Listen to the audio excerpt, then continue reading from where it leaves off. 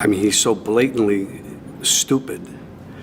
He's a punk, he's a dog, he's a pig, he's a con, a bullshit artist, a mutt who doesn't know what he's talking about, doesn't do his homework, doesn't care, thinks he's gaming society, doesn't pay his taxes. He's an idiot. Colin Powell said it best. He's a national disaster. He's an embarrassment to this country. It makes me so angry that this country has gotten to this point, that this fool, this bozo, has wound up where he has. He talks how he wants to punch people in the face. Well, I'd like to punch him in the face. This is somebody that we want for president? I don't think so. What I care about is the direction of this country. And what I'm very, very worried about is that it might go in the wrong direction with someone like Donald Trump. If you care about your future, vote for it. I have something for you. Did you say subpoena or your final report? No, report? No. It's a picture of my grandson. I've been spending so much more time with him since I don't have to investigate some idiot for treason. Wait, it sounds like you know I used to be president. Oh, I know everything. Over the last 8 years, we've heard you talk about the former president. You have called him a fraud, a con artist. You've said he's a New Yorker like you, and you have watched this brand of BS for decades. And despite that, he became president. And now we're watching him, 10 blocks from where we are right now, sitting in a courtroom as a criminal defendant. What do you think about that? I think of how absurd it is. And this might be the one case where that could be it for him. It's a state case. It's the least important in many ways. Nobody saw this coming. Hollywood legend Robert De Niro and former U.S. President Donald Trump in a shocking, unscripted clash on live television. In a moment that instantly went viral, De Niro, never one to hide his disdain for Trump, took things to an entirely new level. Was it a staged stunt, a boiling over of years of frustration, or a sign of just how divided things have become? I love this city. I don't want to destroy it. Donald Trump wants to destroy not only the city, but the country, and eventually he could destroy the world. But we vowed we would not allow terrorists. I owe this city a lot. And that's why it's so weird that Donald Trump is just across the street. Because he doesn't belong in my city. I don't know where he belongs, but he certainly doesn't belong here. We New Yorkers used to tolerate him when he was just another grubby real estate hustler masquerading as a big shot. A two-bit playboy lying his way into the tabloids, pretending to be a spokesperson for himself. He was calling it as himself for himself, to fool the press into inflating his net. When it comes to Donald Trump, Robert De Niro doesn't just speak his mind, he unleashes it like a full-blown Hollywood action scene. No filter, no hesitation, and absolutely no apologies. If celebrity roasting were a competitive sport, De Niro wouldn't just take home the gold medal, he'd own the entire podium, giving victory speeches while still firing off verbal punches at Trump.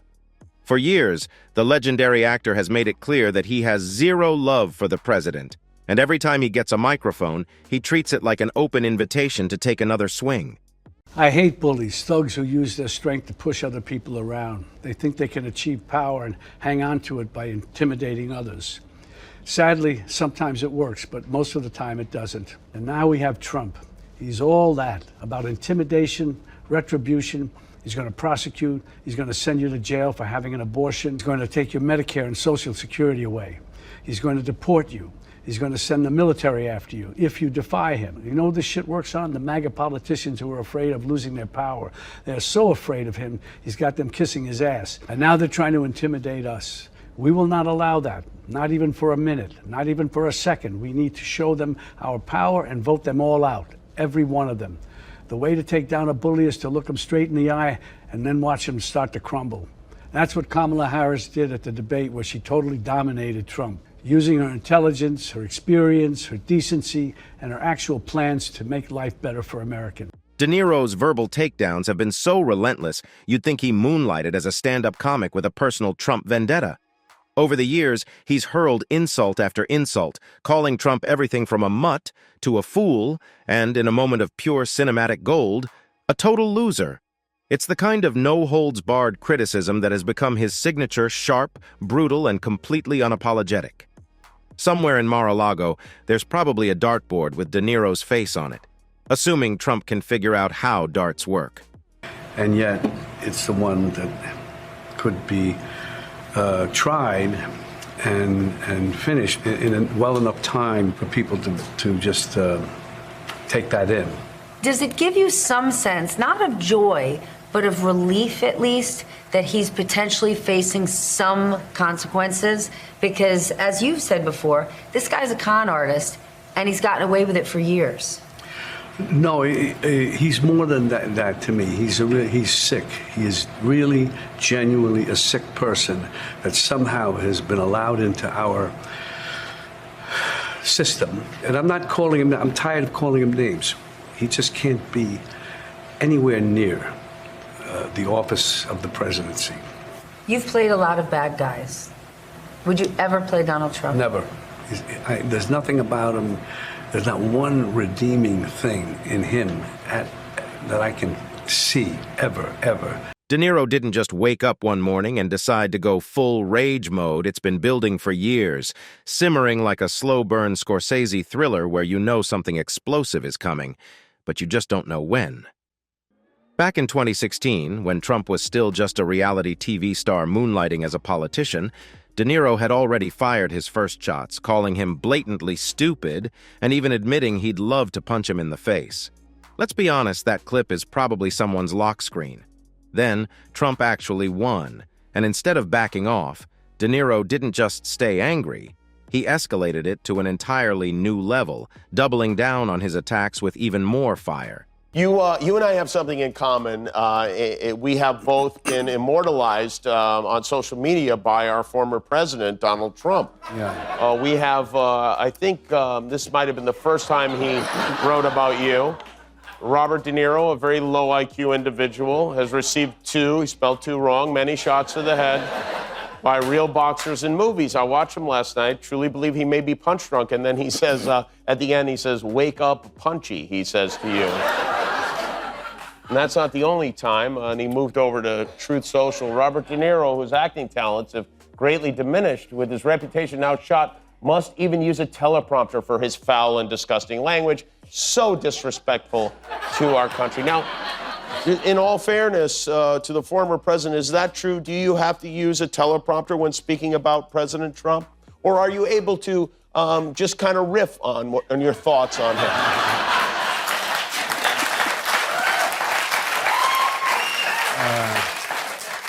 Yeah, he's so stupid.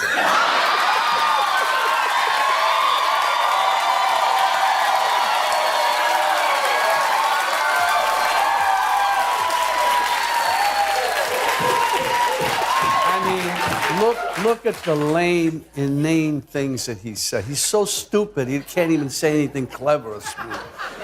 He's a moron.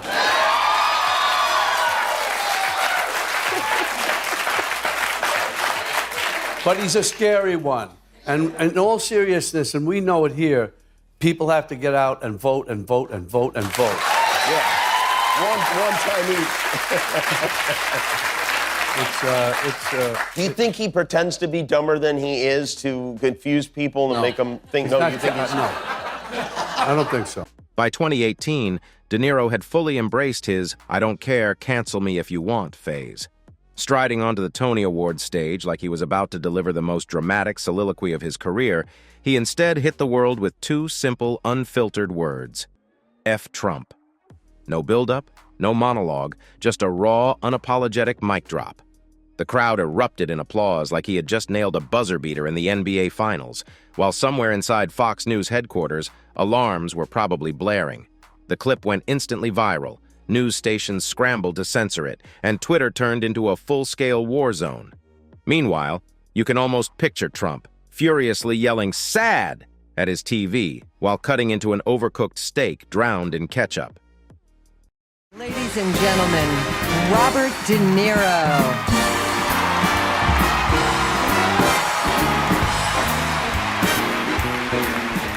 I'm going to say one thing. Fuck Trump.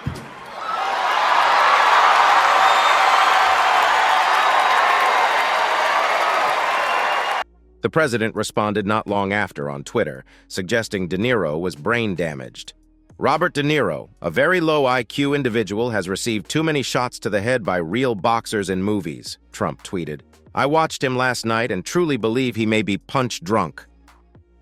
But De Niro wasn't done, not even close.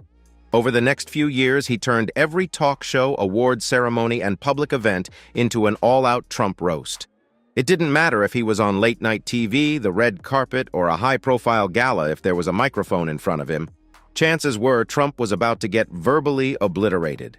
He doubled down on one of his favorite comparisons, calling Trump a wannabe gangster, a label he first threw out on The Late Show with Stephen Colbert, before expanding on it in future interviews.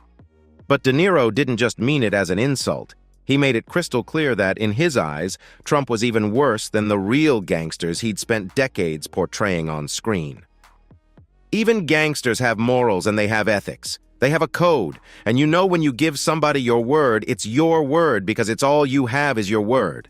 This guy, he doesn't even know what that means. Coming from a man who has played more mobsters than the FBI has files, that statement hit different. And De Niro didn't stop there.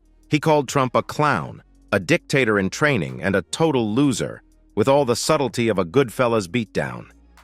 By October 2019, he was practically begging for Trump to be locked up. Speaking to The Guardian, he declared, "Oh, I can't wait to see him in jail. I don't want him to die. I want him to go to jail." His remarks weren't careful political analysis.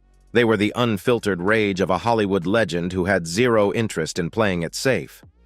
The world watched, half in shock, half in admiration, as De Niro kept raising the stakes, turning every public appearance into another chapter of his personal vendetta. Respond to the gangster genre so much. What is it? Why is that classic genre? Well, I don't know. You know, it's just that people like the outlaw type thing, except we have a wannabe gangster in the White House now. Yeah.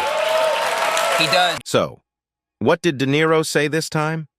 Well, during his latest public appearance, whether it was a high-profile interview, an awards ceremony, or just him dramatically yelling from his balcony like a Shakespearean king, he once again delivered a fiery, no-holds-barred anti-Trump speech. Dressed in a perfectly tailored suit and radiating peak De Niro intensity, he didn't just criticize Trump, he eviscerated him. This wasn't just another Trump is bad moment. This was a full-blown theatrical performance, dripping with the kind of raw energy you'd expect from a man who has spent decades perfecting mob boss monologues. These guys are the true heroes. They stood and put their lives on the line for these lowlives, for Trump. They lied under oath. Right. Who lied under oath? What are you telling me? Those two traitors behind you. Excuse me? Those two traitors behind you. They lied under oath? That's right. What are you saying? They're traitors. They're traitors. I don't know. I don't even know how to deal with you, my friend. I don't even know how to deal with you. They stood there. They didn't have to. And there were other ones in there who probably were in with them a little bit too, and they found a way to get around. Not these guys. They stood there and fought for us, for you. Well, they weren't fighting for me. No, they fought for you, buddy. You're able to stand right here now. They are the true heroes. I'm honored to be with these two heroes today, from former Capitol Police Officer Harry Dunn and former Metropolitan Police Officer Michael Fanone. This time, De Niro called Trump the biggest threat to democracy since, well, Trump's last major scandal. He mocked his endless legal troubles, questioned his intelligence, or more accurately, his apparent lack thereof, and knowing De Niro, probably threw in a jab about the way Trump awkwardly drinks water with both hands like it's some kind of priceless family heirloom.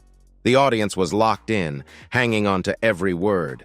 Flashbulbs went off, journalists scribbled furiously, and somewhere in the Fox News headquarters, a producer was already typing up a segment titled, "Hollywood Elite Strikes Again." Trump bought their votes with outrageous lies and empty promises. He got the most religious evangelicals to applaud a sinner who bragged about sexual assault, and who, just a couple of blocks from here, a jury found him liable for sexual abuse.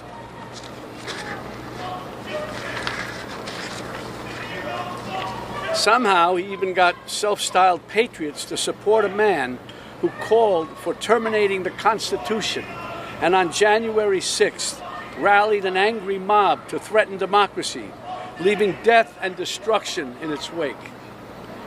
That's why I needed to be involved and wanted to be involved in the new Biden-Harris ad, because it shows the violence of Trump and reminds us that he'll use violence against anyone who stands in the way of his megalomania and greed. Then came the aftermath. Social media exploded. MAGA supporters were furious, calling for De Niro to be canceled, deported, or, if they had their way, locked up for disrespecting the office of the presidency. Some Trump loyalists even spun up wild theories, insisting that De Niro's real issue was that Trump never landed a role in a Scorsese film. Meanwhile, liberals loved it. To them, De Niro was a national treasure, standing up to Trump with the same fire he brought to the big screen. By the end of the night, someone had probably already photoshopped his face onto Mount Rushmore. At this point, De Niro versus Trump isn't just a celebrity feud, it's a long-running HBO drama with no final season in sight. And if history has taught us anything, it's that we're just one more awards show, late-night interview, or unfiltered mic drop away from the next explosive episode. They have a protest of Robert De Niro yesterday. He's a fool. He's a broken-down fool standing out there. He got maggot. He got maggot yesterday. He got a big... Hollywood legend Robert De Niro has made it crystal clear he would never portray former U.S. President Donald Trump in a film. Why? Because, in his words, he cannot see any good in him. The 80-year-old actor, known for his no-nonsense political takes, made the statement during a recent interview on HBO's Real Time with Bill Maher, where he weighed in on the upcoming U.S. presidential election. Never one to hold back, Oscar-winning actor Robert De Niro made it loud and clear he does not want Donald Trump back in the White House. During his interview on Real Time with Bill Maher, the outspoken Hollywood icon didn't just reject the idea of portraying Trump on screen, he also urged Americans to vote for Joe Biden in the 2024 election. We want to live in a world that we want to live in and enjoy living in, or live in a nightmare? Vote for Trump, and you'll get the nightmare. Vote for Biden, and we'll be back to normalcy. Just don't want to feel the way I did, and many of us don't, after the election in 2016, where we couldn't believe that it happened. The guy is a total monster. De Niro has been one of Trump's most vocal critics for years. For him, this isn't just about politics. It's about what he sees as a fight for democracy itself. And if there's one thing De Niro has made clear, it's that he won't be sitting quietly on the sidelines. The actor, a critic of the former president, further insisted that he would never play a role portraying him because of his character. He's such a mean, nasty, hateful person. I'd never play him as an actor because I can't see any good in him. Nothing at all. Nothing redeemable in him. Whoever the people are who want to vote for him, and they look like intelligent people around there for some reason, it can't be. It cannot be, he said. Trump wasted no time firing back. Taking to his social media platform, Truth Social, he dismissed De Niro's latest remarks with a jab of his own, writing, "Robert De Niro has a terminal case of Trump derangement syndrome." For those unfamiliar, Trump derangement syndrome, or TDS, is a term popularized by Trump supporters to mock critics who, in their view, are irrationally obsessed with hating the former president. In Trump's world, De Niro's relentless attacks aren't about policy, character, or democracy. They're just the rantings of an unhinged liberal who can't get over the fact that he was president. Of course, De Niro would strongly disagree with that assessment. For him, his disdain for Trump isn't an emotional outburst. It's a deeply held conviction. Over the years, he has framed Trump as a dangerous, anti-democratic figure unfit for leadership. And judging by his latest remarks, he has no intention of backing down anytime soon. So, while Trump dismisses De Niro as just another Hollywood elitist with TDS, De Niro now finds himself facing a reality he dreads. Trump is back in the White House. Despite all his warnings, fiery speeches, and public takedowns, the voters made their choice. But if history is any indication, De Niro isn't about to go silent. His war of words with Trump is likely only just beginning.